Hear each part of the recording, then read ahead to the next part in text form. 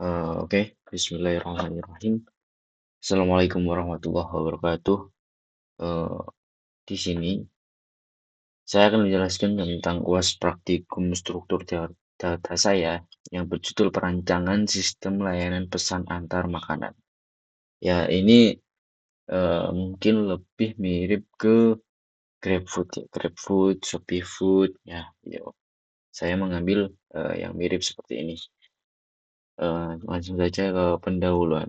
Ya, yang pertama, perkembangan teknologi digital mendorong kebutuhan sistem food delivery yang efisien. Sistem ini, jadi aplikasi ini, mengintegrasikan struktur data dan algoritma untuk optimasi, yaitu yang pertama yaitu ada Grab untuk pemodelan jarak antar restorannya itu. Yang kedua ada Tree untuk hierarki restoran sampai ke menu. Dan yang ketiga yaitu Dijkstra untuk pencarian rute terpendek. Selanjutnya, program ini dilengkapi fitur CRUD pada menu dan simulasi checkout. Selanjutnya, nah kita langsung masuk ke struktur data tree. Jadi, struktur data tree di sistem ini yaitu berguna untuk bertindak sebagai parent node yang memiliki multiple menu sebagai child nodes, vektor sebagai kontainer, vektor menu, daftar menu menyimpan semua menu yang dimiliki oleh restoran tersebut. Jadi kita sebagai usernya atau sebenarnya ini bisa di model menjadi admin dan user untuk restoran tersebut. Tapi karena di sini masih langsung, jadi saya langsung menggunakan user itu bisa membuat restoran dan bisa langsung memasukkan nama menu-menu di restoran tersebut. Jadi begitu. Langsung harusnya nanti untuk perkembangan bisa dikembangkan lagi. Jadi menu login sendiri, menu menu login untuk admin sendiri, untuk yang kita sebagai owner restoran sendiri dan sebagai user pembeli itu sendiri. Jadi bisa dikembangkan seperti itu nanti ke depan. Yang ketiga ya, manajemen data. Struktur ini memungkinkan operasi CRUD, Create, Read, Update, Delete pada menu yang lebih terorganisir karena menu dikelompokkan berdasarkan restorannya. Jadi di setiap restorannya kita menyediakan menu CRUD tersebut.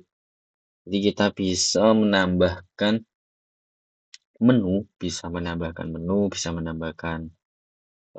minuman, bisa menghapus, bisa merubah data-data tersebut. Bahkan kita juga bisa menambahkan restoran baru. Selanjutnya yaitu struktur data graph dan representasi agency list. Jadi struktur data graph ini kita representasinya menggunakan agency list. Representasi graph diimplementasikan menggunakan agency list yang lebih efisien untuk graph yang tidak terlalu padat. Kedua, struktur data vektor. Ya, ini adalah representasi representasi graph pada agency list. Contoh kurang lebih jika 0 ini masih user. Jadi 0 ini rumah user itu tersebut. Jadi node terhubung node 1 dengan node pertama ini jaraknya 5 kilo dari rumah user tersebut. Begitu pun yang kedua ini. Node kedua jaraknya 3 kilo dari rumah user tersebut. Yang ke selanjutnya yaitu fungsi menambah edge pada graph. Graph tidak berarah. Fungsi ini menambahkan hubungan dua arah antara node U dan V. Ini penting karena dalam konteks pencar antar. Jarak dari restoran ke user sama dengan jarak dari restoran ke user ke restoran. Parameter U, node asal restoran user. V, node tujuan restoran atau user. W, wake jarak dalam kilometer. Operasi pushback menggunakan pushback untuk menambahkan edge baru dalam agency list. Koneksitas memastikan setiap node mengetahui semua node yang terhubung dengan lainnya. Jadi setiap kita membuat restoran baru, itu akan selalu terhubung dari restoran satu ke restoran yang lain. Contoh kita membuat restoran satu lagi, itu akan terhubung dengan restoran lain lagi. Jadi sistemnya seperti itu. Eh, Selanjutnya yaitu algoritma Dijkstra atau pencarian jarak terpendek. Jadi fungsi dari algoritma ini yaitu kita bisa eh, mencari jarak terpendek. Maksudnya jarak terpendek itu jarak restoran yang paling dekat dengan rumah kita itu yang mana? Nah, itu direkomendasikan. Sehingga kita user ketika ingin memilih atau membeli makanan, kita bisa melihat jarak terpendek yang mana. Kan semakin dekat jarak restoran tersebut dari rumah user, itu semakin cepat sampainya. Jadi hal ini perlu ditimbangkan. Nah, makanya saya menggunakan algoritma Dijkstra ini untuk mencari jarak terpendek agar mungkin user itu bisa memilih mana yang restoran lebih dekat dari rumah dia dan bisa makanannya cepat sampai. Selanjutnya yaitu algoritma BFS, pencarian restoran dalam jangkauan. Di sini maksudnya dalam jangkauan itu eh, restoran yang di sini saya membuat maksimalnya tiga, tiga kalau bahasa saya itu tiga hub itu seperti tiga garis gitu. Itu saya memberikan maksimal tiga hub. Jadi algoritma BFS ini itu dia menentukan jadi kayak jaraknya itu berapa hub dari user itu direkomendasikan dari yang terdekat. Jadi seperti itu. Seumpama di atas 3 hub, contohnya 4 hub, itu tidak direkomendasikan. Karena di sini yang ditampilkan yaitu maksimal 3 hub dari jarak user ke restoran tersebut. Selanjutnya yaitu algoritma DFS, pencarian semua rute ke restoran. Nah, ini lebih ke seperti Google Maps. Hmm, jadi setiap rute restoran itu kita melewati restoran mana aja sebelum menyampai ke user tersebut. Eh, Seperti jelasan ini algoritma mengenai dalam sebuah backtrack implementasi menggunakan rekursi untuk penelusuran setelah mengeksplorasi satu jalur algoritma menggunakan backtrack untuk mencari jalur lain. Vector path menyimpan jalur yang sedang ditelusuri dan 5 pengguna menemukan semua kemungkinan rute user ke restoran tertentu berguna untuk analisis alternatif pengiriman. Jadi di situ kayak Google Maps seumpama kita ingin membeli ke restoran C. Nah, itu rutenya melewati mana? A, B, baru ke rumah user. Jadi contohnya seperti itulah. Ya, selanjutnya keunggulan dan inovasi sistem. Keunggulan sistem ini yaitu integrasi multi struktur data. Dia menggunakan struktur data tree graph dalam satu sistem yang terpadu. Dua yaitu algoritma optimal menggunakan kombinasi Dijkstra, BFS, DFS untuk berbagi kebutuhan. Yang sudah saya jelaskan tadi, penggunaan Dijkstra untuk jarak terpendek, BFS untuk apa tadi ya, dan DFS untuk yang ini tadi, untuk pencarian ke semua restoran. Selanjutnya manajemen data. Ada CRUD di sini. Operasinya sangat responsif dan terstruktur. 4. Simulasi realistis proses pemesanan lengkap dari seleksi menu hingga pengiriman. Terus peta restoran dan analisis rute yang informatif. Terus yang selanjutnya inovasi yang diterapkan Grab Based Recommendation. Rekomendasi rasanya berdasarkan jarak dan konektivitas. Nah, saya tadi. Yang kedua hierarchical menu manajemen struktur tree untuk organisasi menu yang rapi. Ketiga menu algorithm approach. Penggunaan algoritma berbeda untuk kasus berbeda. Yang keempat field based precedent, penyimpanan data tanpa kebutuhan database kompleks. Yang lima ya modular design kode yang tersusun dan mudah dikembangkan. Kesimpulannya, sistem pesan antar makanan ini berhasil mengimplementasikan integrasi struktur data dan Grab untuk manajemen restoran dan sistem rekomendasi. Algoritma Distra, BFS, dan TFS terbukti efektif dalam menyediakan solusi optimal untuk pencarian rute terpendek dan analisis jangkauan. Seluruh fitur ini fungsional, termasuk operasi CRUD, menu keranjang belanja, proses checkout, dan estimasi pengiriman berjalan sesuai dengan desain yang direncanakan. Secara edukatif, program ini telah berhasil mendemonstrasikan penerapan praktis konsep data dan algoritma dalam studi kasus dunia nyata yang komprehensif. Mungkin saran-saran pengembangan yang untuk fitur ini yaitu dibuat seperti QI, ditambahkan database, SQL, dan ini saya juga masih menggunakan TXT. Jadi setiap data restoran yang saya masukkan itu masuknya ke TXT tersebut. Jadi mungkin ke depan bisa dikembangkan lagi menggunakan SQL, maka lebih bagus. Dan untuk hmm, kayak rute maps-nya itu bisa integrasi dengan API Google Maps dapat memberikan informasi jarak real time lebih akurat lagi. Itu tambahan yang lain yaitu kayak promo dan voucher nilai transaksi serta login. Nah, saya sebut dari awal lebih baik kayak di login user sendiri, login owner kayak restoran sendiri, login admin sendiri. Nah, mungkin setelah ini kita akan mencoba jadi yang selanjutnya yaitu adalah kita akan tahap uji program sebanyak 5 kali. Nah, di sini saya ulangi lagi.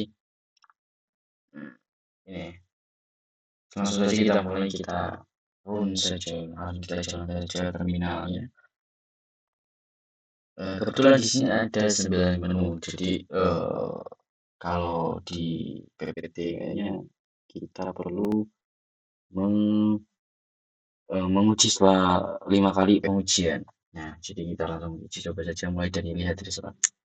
Nah, jadi di program ini itu ada 8 restoran yang restorannya itu tersemat di restoran.txt ini. Jadi kita juga bisa membuat restoran baru dan nanti menyimpannya di restoran.txt ini. Kita langsung saja pesan. Menu yang kedua, kita pilih kita ingin membeli di restoran mana. Kita contohkan ingin membeli di restoran ayam geprek Nusantara. Nah, di sini setelah memilih nama restoran tersebut, kita akan disuguhi dengan menu-menu yang ada di restoran tersebut. Contoh di sini kita akan membeli ayam geprek original. Nah, ini jika ingin menambah lagi, kita klik ya. Ya, lalu ingin membeli apa lagi? Ya, di sini saya ingin membeli SOYN. Nah, kalau tidak silakan klik N. Nah, jadi pesanan kita tadi tidak langsung diproses untuk tapi masuk keranjang terlebih dahulu. Kita cek di keranjang terlebih dahulu, yaitu di menu nomor 3. Nah, pesanan kita tadi apa? Ayam geprek original dan SOYN. Jadi di menu keranjang ini kita ada opsi ingin menghapus menu atau tidak. Semua kita salah memasukkan menu apa yang ingin dihapus. Nah, itu kita bisa menghapus di ini. Kalau kita klik iya, nanti ada opsi pilih menu yang dihapus itu nomor berapa. Kita di sini tidak akan menghapus menu kita karena tidak ada kesalahan. Jadi kita klik ya. Lalu kita baru ke menu checkout. Checkout ini di program ini dipastikan menu yang kita pilih itu sama nggak sih, dan totalnya itu di berapa itu di sini muncul, dan pilihan metode pembayarannya juga ada. Misal kita pilih cash, jadi pilih metode pembayaran 1. Nah, jadi gini, Nah, di struk pembayaran ada seperti ini. Struk yang geprek original. Nah, status ada nama drivernya, ada jaraknya, ada estimasi sampainya, ada pesan sampai. Pesanan berasal di pusat. Jadi setelah kita melakukan pembayaran, ini akan muncul struk seperti ini. Jadi seperti itu. Selanjutnya yang kelima yaitu rekomendasi resto terdekat. Kita coba cek. Nah, jadi di menu nomor 5 ini kita direkomendasikan restoran-restoran yang terdekat dari rumah kita. Nah, yang pertama ini 2 kilo dari rumah kita, di user 2 kilo, 2 kilo, nah dan seterusnya sampai 6 kilo. Jadi direkomendasikan dari yang terdekat sampai yang terjauh. Yang selanjutnya itu kelola menu. Nah, kita ingin mengelola menu ada fitur CRUD tadi itu bisa kita lihat dari sini. Seumpama kita ingin menambah atau ingin mengelola menu ayam geprek yang tadi, kita pilih restoran nomor 1. Nah, di sini di ayam geprek Nusantara kita bisa lihat menu, tambah menu, update menu, hapus menu. Seumpama kita ingin di sini kita ingin menambah menu lagi, pilih aja nomor 2. ID menunya berapa? Tadi 7 6 7 deh. Pilih menunya yang ingin ditambah apa? Es tebu sumpah. Kategorinya apa? Minuman. Minuman. Harganya berapa? 5.000 saja. Nah, ini sudah berhasil ditambahkan. Sekarang kita bisa lihat menu. Nah, es tebu sudah tambah di menu ayam geprek Nusantara. Jadi seperti itu. Kita bisa kembali. Selanjutnya ada menu tambah restoran itu ya kita ingin menambah restoran seperti biasa. Nah, jadi seperti itu. Mungkin langsung saja kita bisa lihat menu ke-8 yaitu lihat peta restoran. Nah, jadi seperti ini. Peta not restoran. Jadi ayam geprek Nusantara itu terhubung ke Sumbercon dan jaraknya itu seperti ini. Jadi ayam geprek Nusantara itu hampir terhubung ke semua restoran. Kalau nggak Sumbercon cuma 3 restoran, begitupun yang lain. Terus yang selanjutnya lihat restoran terjangkau. Nah, jadi restoran terjangkau ini dilihat dari rumah kita atau user yang jaraknya tidak sampai 3 hop. Makanya di sini ditampilkan 1 hop, 1 hop, 1 hop. Jadi jaraknya itu cuma 1 garis lah. Nah, iya, hitungannya 1 garis seperti itu. Yang terakhir yaitu 10 cari semua rute ke semua resto. Nah, jadi ini yang sudah saya jelaskan di awal tadi. Jadi kayak semacam Google Maps. Jadi resto mana itu melewati mana mana mana sampai menuju rumah user tersebut. Jadi mungkin segitu saja penjelasan dari saya. Kurang lebihnya mohon maaf. Langsung. Wassalamualaikum warahmatullahi wabarakatuh.